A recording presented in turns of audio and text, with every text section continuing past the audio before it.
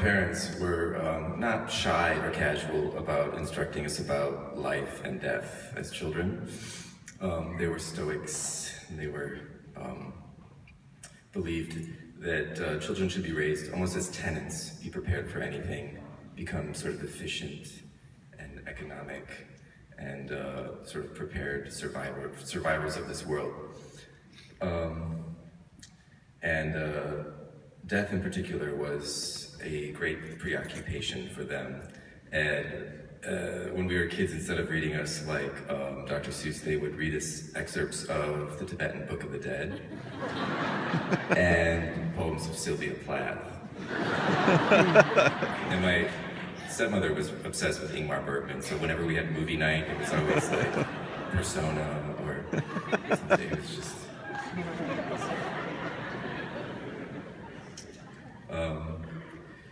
But they also believed in past lives and reincarnation for a while. They were into this sort of New Age, mystical, sort of psychic guru named Edgar Cayce for a while, and he was the man who popularized past lives and reincarnation in kind of like popular American psyche. And my parents really believed that they had these like really intense and historic past lives, and they would go to these readings and get their past lives read. And it was really interesting. So they would go into like a hypnotic state, and then they would embody the character of their former selves. And I think my dad was on the Titanic at some point in one previous life, and my stepmother was the Queen of Portugal.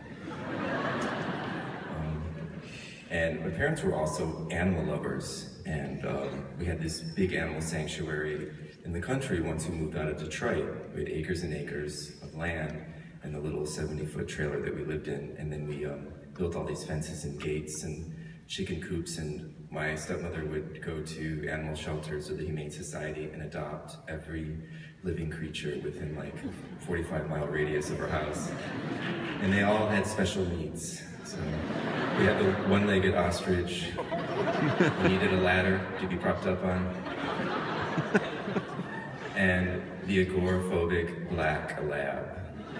Was so terrified of like the outdoors.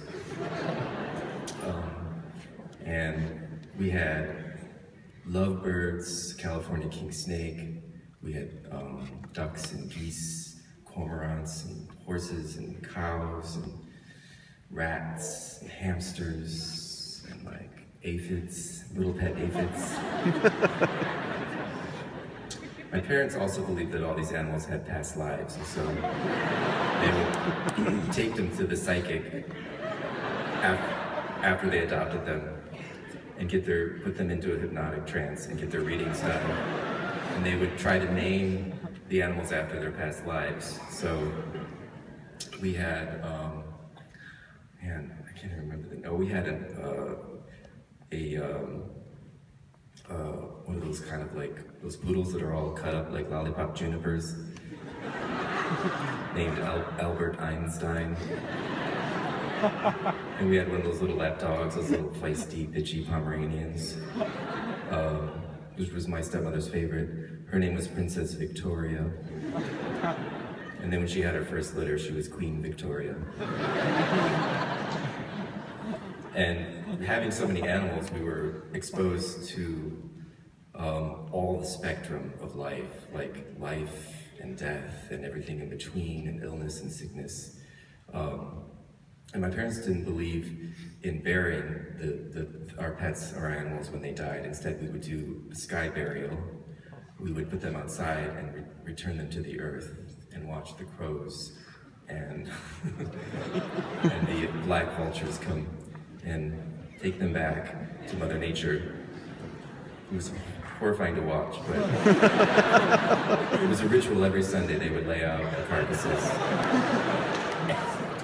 And we'd say prayers, have a moment of silence and light incense. So it's funny though, as I've been like singing about death and meditating on death this past month, this past year, this past 2 years, I've been thinking a lot about the preoccupation with death, or the occupation of death. And I sort of believe that it's not so important to me whether someone has a past life or a future life, but the life that's present is vital, and I think that that's really, in meditating on death, it's really helping me to kind of enjoy and embrace and participate in my life in the presence of other people, and being really grateful for them, and being more present, and being just a better steward. And I also think that, which is common sense, right? It should be common sense, but it's not very profound.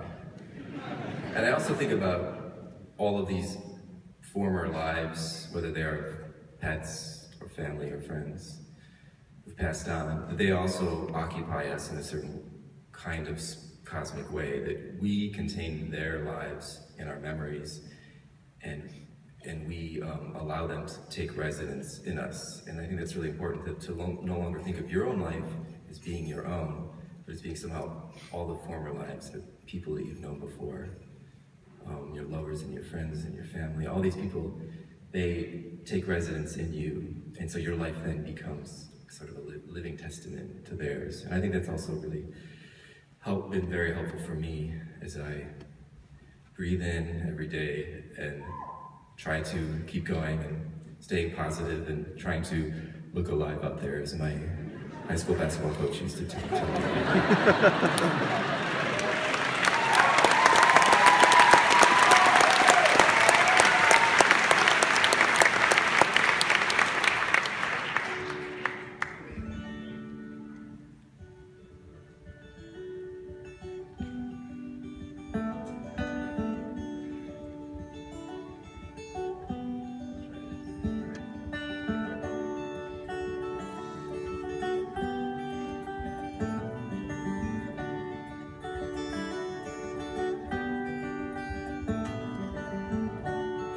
When your heirloom sweltered brown, when your morning has a sound, when the devil's pushing down, and you hesitate to laugh, how quickly will your joy pass? How quickly will your joy pass? And when you walk inside, I feel that door. I'll never let it push your arms no more. And when your legs give out, just lie right down, and I will kiss you till your breath is found. And when you walk inside, I feel the door. I'll never let it push your arms no more.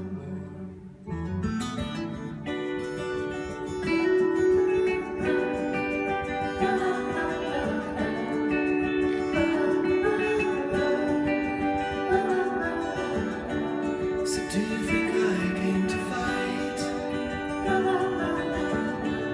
And do I always think I'm right?